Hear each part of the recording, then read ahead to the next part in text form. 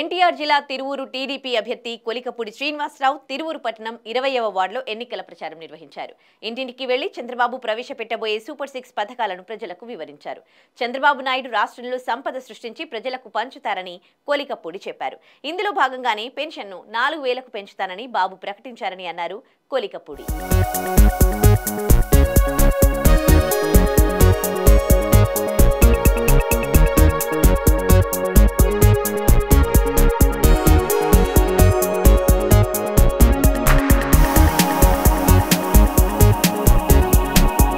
జగన్మోహన్ రెడ్డి గారి పరిపాలన ఈ రాష్ట్రంలో అన్ని ప్రాంతాలకి అన్ని వర్గాలకి తీవ్రమైన నష్టం కలిగిస్తుందని మేము చెప్తూ ఉన్నాము.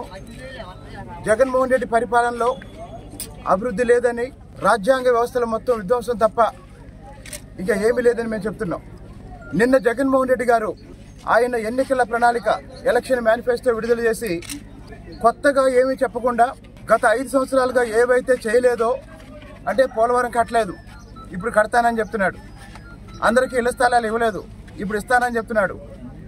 ఇల్లు నిర్మించలేదు, ఇప్పుడు నిర్మిస్తామని చెప్తున్నాడు. ఇక రాజధానికి సంబంధించి మళ్లీ తుగ్లక్ విధానాన్ని 3 రాజధానులు ఉంటాయని ప్రకటించాడు. ఈ రాష్ట్రంలో ఉన్న యువతి యువకులందరూ అర్థం చేసుకోవాల్సింది ఏంటంటే, జగన్మోహన్ రెడ్డి ఉంటే రాజధాని ఉండదు, రాజధాని లేకపోతే కంపెనీలు రావు, కంపెనీలు రాకపోతే యువతరానికి ఉద్యోగాలు రావు. కాబట్టి నిన్న జగన్మోహన్ రెడ్డి విడుదల చేసిన ఎన్నికల మేనిఫెస్టో ఏదైతే ఉందో నేనేమీ చేయలేను అని ఆయన చేతులెత్తేశాడు. చంద్రబాబు నాయుడు గారు 4000 రూపాయలు పెన్షన్ ఇస్తామని ప్రకటించి 2 నెలలైంది. నిన్న జగన్మోహన్ రెడ్డి గారు దశల వారీగా 3500 చేస్తానన్నారు.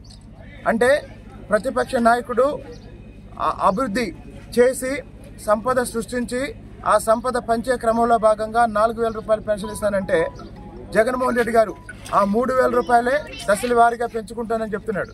అంటే జగన్మోహన్ రెడ్డి గారికి సంపద సృష్టించడం తెలియదు, పెట్టుబడులు తీసుకురావడం తెలియదు, కంపెనీలు తీసుకురావడం తెలియదు, ఉన్న కంపెనీల్ని పారదోలటం మాత్రమే తెలుసు. కాబట్టి నిన్నటి జగన్మోహన్ రెడ్డి ఎన్నికల ప్రణాళికతో వైఎస్ఆర్సీపీ చేతులెత్తేసింది. కాబట్టి తిరువూరులో కాదు, తిరువూరులో వైసీపీ చేతులెత్తేసి 4 రోజులు అవుతుంది. రాష్ట్రంలో జగన్మోహన్ రెడ్డి కూడా చేతులెత్తేశాడు. ఇది ఈరోజు రాష్ట్రంలో పరిస్థితి.